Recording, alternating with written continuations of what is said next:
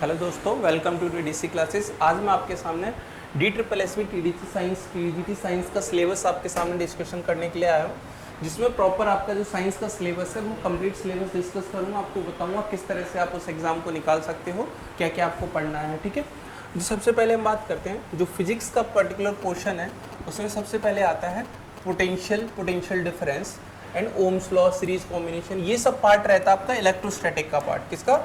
Electrostatic का part रहता है। इलेक्ट्रोस्टैटिक में इलेक्ट्रिक फील्ड, अगर इलेक्ट्रिक फील्ड क्लियर रहेगा तो आपका पोटेंशियल डिफरेंस ही क्लियर रहेगा।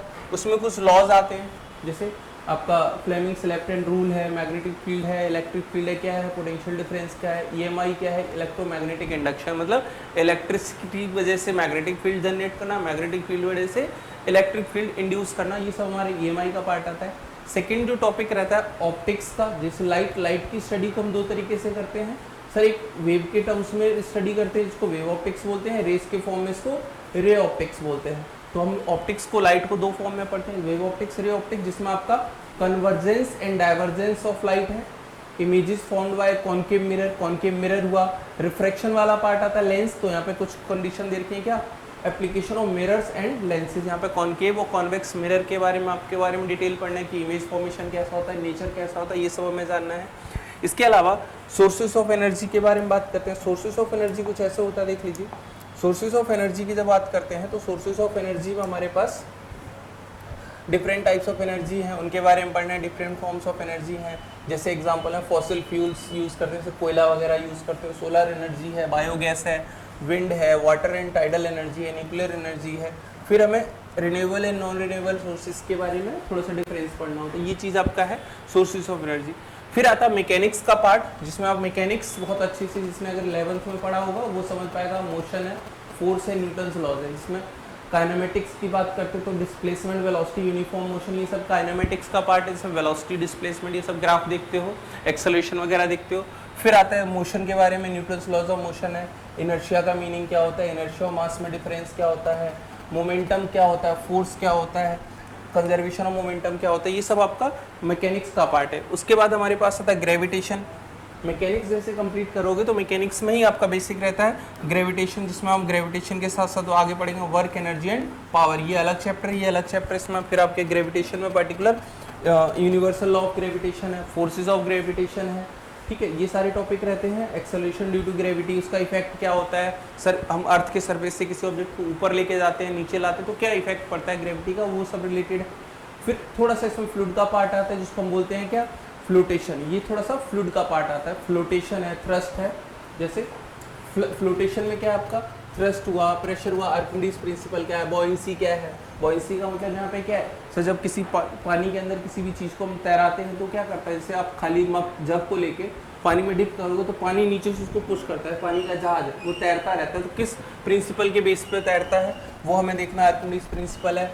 रिलेटिव डेंसिटी का कंसेप्ट क्या होता है, दो डेंसिटीज के रेशियो को हम रिलेटिव डेंसिटी बोलते हैं, वो सब देखना है। साउंड के बारे में, नेचर ऑफ साउंड है, प्रोपगेशन इन वेरियस मीडिया है, स्पीड ऑफ साउंड है, ये सब पढ़ना है। स्ट्रक्चर ऑफ ह्यूमन ईयर पढ़ना है, सोनार क्या होता है, इको क्या होता है, ये सब हमारा साउंड का टॉपिक है।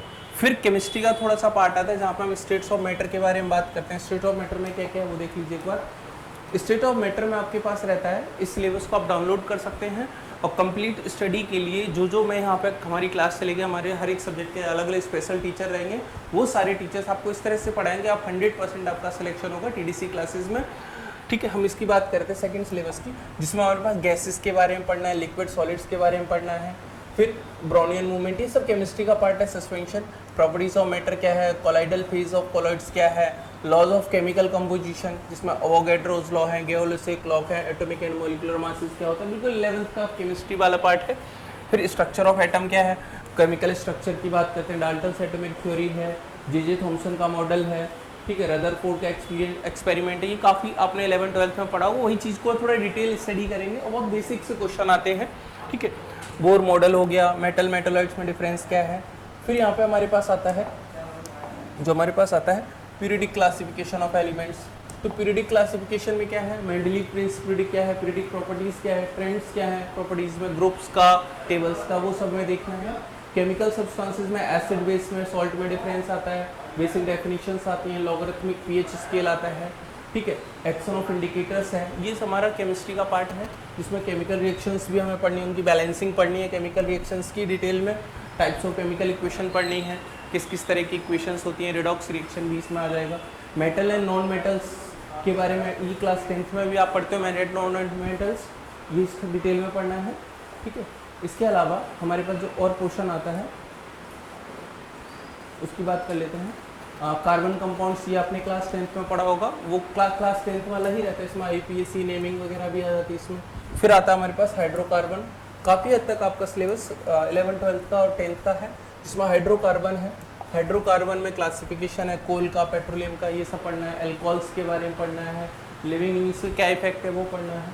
कार्बोक्सिलिक एसिड्स है, functional group analysis of carboxylic acid है, सोप डिटर्जेंट के बारे में पढ़ना है। फिर आता है conservation of resources. Conservation of resources pollution से रिलेटेड है कि आपके पास जो भी नेचुरल रिसोर्सेज उनको कैसे कंजर्व करोगे, जो भी नेचुरल रिसोर्सेज हैं उनको कैसे कंजर्व करोगे, इनकी बात करते हैं। Pollution of river water, Ganga action plan, improving quality of water, ये सब हमें डिटेल पढ़ना है। मैन मेड मटेरियल में सिरामिक्स हुआ, सीमेंट हुआ, पोर्क्लेन हुआ, ग्लास हुआ, कार्बन फाइबर्स हुए, सोप हुआ, डिटर्जेंट हुआ, पॉलीमर्स, ये कंप्लीट सिलेबस आपका रहता है, केमिस्ट्री का पार्ट है। फिर यहाँ पे हमारे पास आता है बायोलॉजी का पोर्शन, जिसमें छोटा सा पोर्शन है बायोलॉजी में, जिसमें हमारे पास लाइफ प्रोसेस के बारे में, लाइफ प्रोसेस क्या होते हैं, न्यूट्रिशन क्या होता है, नीड फॉर न्यूट्रिशन, एनिमल्स में किस तरह से न्यूट्रिशन होता है, प्लांट्स में फोटोसिंथेसिस कैसे होता है, होलोजोइक न्यूट्रिशन क्या होता है, एरोबिक और एनारोबिक का डिफरेंस क्या होता है, रेस्पिरेशन कैसा होता है, ये डिटेल में है। ट्रांसपोर्टेशन ह्यूमन बींग्स, मतलब फूड और वाटर का ट्रांसपोर्टेशन कैसे होता है, सेम ट्रांसपोर्टेशन प्लांट्स में कैसे होता है, मतलब जो आपने टिश्यू पढ़े होंगे, जाइलम टिश्यू, फ्लोएम टिश्यू, वो रिलेटेड यहाँ आएगा।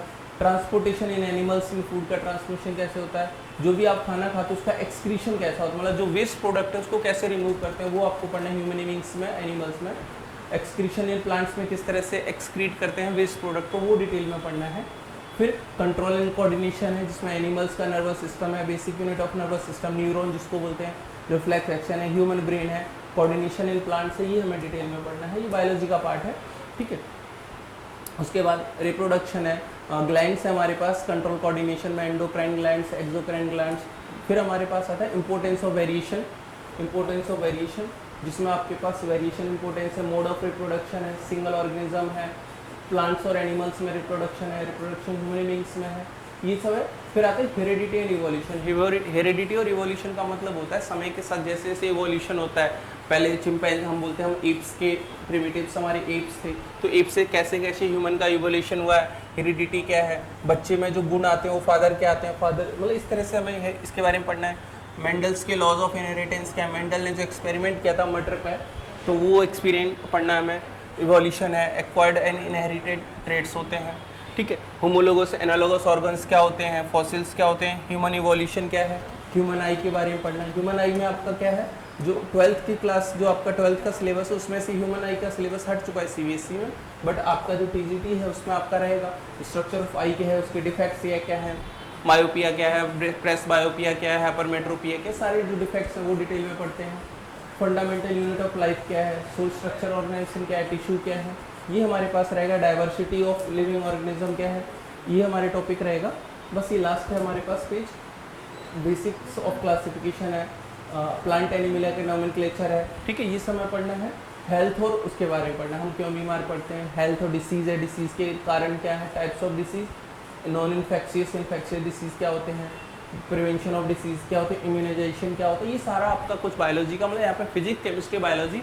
हमारी TDC क्लासेस में क्या होता है कि आपका फिजिक्स का पोर्शन मैं डील करूँगा, केमिस्ट्री के लिए हमारे पास अलग फैकल्टी है और बायोलॉजी के लिए अलग फैकल्टी, तीनों टीचर्स अलग अलग हैं जिनको 7 से 8 साल का एक्सपीरियंस है, वो पढ़ाएंगे। आप 100% श्योर रहेंगे कि अगर जितना हमने ये सिलेबस डिस्कस किया है इसका कंप्लीट आपको मिलेगा, 100% आपका सिलेक्शन हो जाएगा। बस फोकस करना है, जितना सिलेबस हम लोग कराएंगे सारा क्लासेस आपको ऑनलाइन ऑफलाइन दोनों मोड में मिलेगा, ठीक है। मिलते हैं नेक्स्ट वीडियो में, थैंक यू।